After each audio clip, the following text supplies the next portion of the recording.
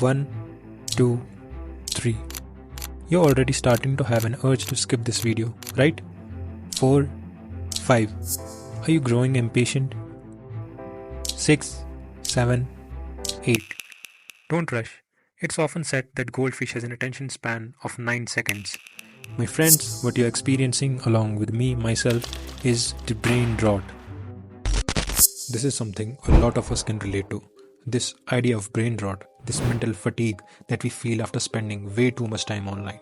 It is interesting how that term brain rot, it started as kind of this slang term, and now it's become a serious topic of discussion. We are in an era of digital overload and it's affecting our ability to focus, to learn, and even connect with others. There's something that's really fascinating about the connection between digital overload and our brain's kind of ancient wiring. Our hunter-gatherer ancestors and how their brains were basically programmed to prioritize survival things like finding food and avoiding predators, and these activities would trigger dopamine, which then reinforced those behaviors. So it's like we are still operating on the same system, the same reward system. But our environment has changed so drastically that it's created this evolutionary mismatch. So it's like we're being tricked into thinking that scrolling through Instagram is an important task, as running away from a saber-toothed tiger. And because our brains are so adaptable, we are basically rewiring ourselves to crave this constant stimulation. Statistically, the average human attention span is down to about 8 seconds. Can you imagine? That's less than a goldfish. And that's pretty scary to think about. It's like we're training ourselves for shallowness. Social media platforms are basically exploiting this dopamine rush we mentioned earlier for their profit. And that's what we usually call attention economy. Here, our attention is the commodity of being bought and sold. It's like with each notification, with each like, we get that little hit of dopamine and it keeps us coming back for more. And this constant distraction is making it harder and harder for us to form long-term memories. Instead of retaining information, we just keep relying on the internet to provide us answers on demand. It's like we are outsourcing our memories to Google. And this dependence on external sources has a huge implication for how we learn, how we work, and even how we relate to each other. We are becoming less capable of deep thinking, of critical analysis, of forming nuanced arguments. It's almost like we are becoming these walking hard drives where we are just storing information, not really processing or understanding it. And then there's the impact on our mental well-being too. This constant comparison on social media can lead to anxiety, a feeling of inadequacy, because we're constantly seeing these curated, highlighted reels of other people's lives, and it's easy to forget that everyone struggles, that those lives aren't perfect, they are just illusions. I think if you're already feeling kind of stressed or down, the tendency to doom scroll, just constantly looking for negative news, that can really worsen things. Like you are intentionally feeding your brain a steady diet of negativity. This digital world is shaping culture, especially with the evolution of memes. Memes are a fascinating example of how information spreads in this digital age. The term meme was actually coined by Richard Dawkins, and he was using it to describe like a unit of cultural information that spreads from person to person, more like cultural ideas, not like the image-based memes that we see now. So the internet has kind of transformed memes into something much more visual and immediate. They are like cultural shorthand. They convey these complex ideas or emotions but in a very condensed and shareable format. Many memes may seem funny on surface, but in reality it's also kind of a commentary on temptation and infidelity and fleeting nature of attention in this digital age. It's like a social commentary wrapped in a humorous package. This meme-driven communication style might be impacting us. Memes often lack the context and nuance, and they encourage us to process information in these like small-sized chunks without really engaging with the complexities underneath. It's like we're training ourselves to avoid nuance and depth. We're getting used to information that's really easy to digest and share, but we are not taking the time to really understand it. Brain rot isn't just about feeling tired or distracted. It's potentially impacting our ability to think critically and engage with complex issues and even connect with others on a deeper level. And it's a problem that has both personal and societal consequences. But the good news is that we are not powerless against it. Before discussing the solution, I'd like to take your 30 seconds and tell you that these videos take a lot of research, effort and hard work to make. If these videos add any kind of value to your life, do consider subscribing and sharing this video to your family and friends. Especially in this era where I believe 99% of people need to know about this.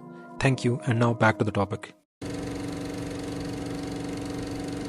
We have the ability to retrain our brains and reclaim control of our attention. We have talked about the problem, but now let's talk about the solutions. Is there any hope for us? Can we actually reverse this brain rot and reclaim our attention? I think we do. And we are not stuck. Our brains are capable of something called as neuroplasticity. Our brains have adapted to this constant stimulation, but we can also retrain them to favor focus and depth once again. You might think, what are some of the most effective ways to start rewiring ourselves? Something of prime importance is awareness first.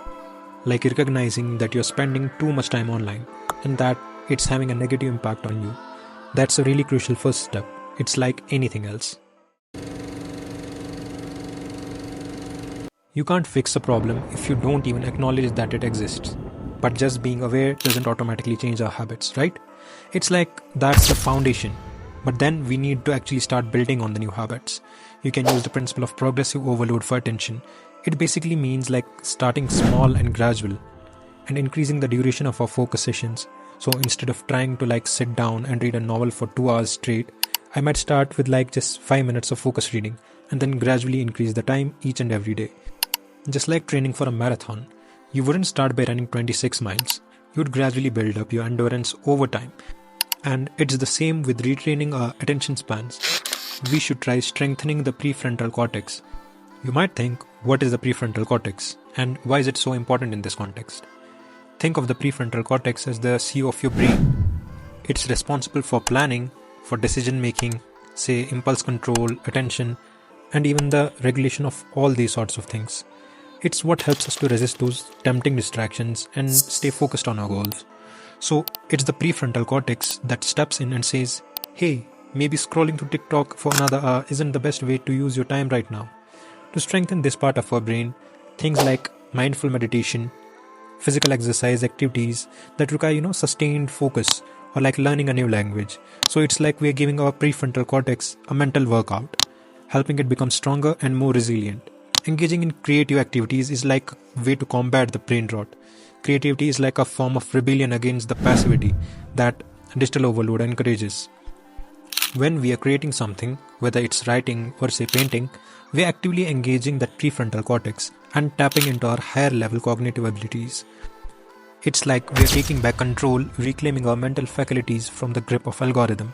It's really inspiring to think that we have this power to reshape our digital habits and in turn reshape our brains. That's the key takeaway here. Environmental design.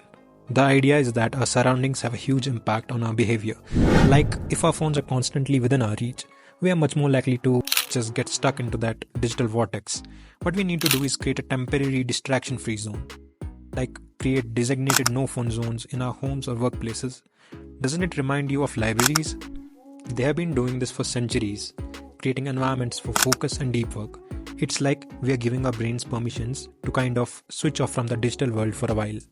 And then for those times when we really need to buckle down and focus on a specific task, we can use the website blockers or apps that limit the access to distracting websites or social media.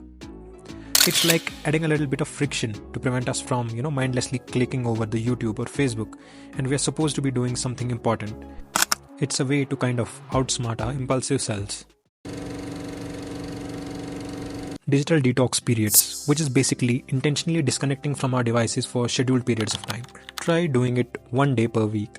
I bet even the thought of doing something like that would start to make you feel a little anxious. So to make it practically applicable, start with 30 minutes each day. Maybe take a walk in the nature, read a physical book, have a face-to-face conversation. It's about actively choosing to engage with the real world instead of the virtual one. The importance of those real-world connections are immense. While convenient, can be pretty superficial. So building strong, supportive relationships offline is essential for our mental and emotional well-being. It's like we need that real-world feedback. That sense of belonging that we get from genuine human interaction. We can't really get that from likes and comments on the screen. Also, be more mindful of the content that you consume. Let's call it mindful consumption. So instead of just passively scrolling through our feeds, we should be asking ourselves what am I actually gaining from this? How does this connect to what I already know? So instead of just taking in whatever the algorithm throws at us, we need to be more selective and intentional about what we consume. It's like choosing nutritious food for our minds.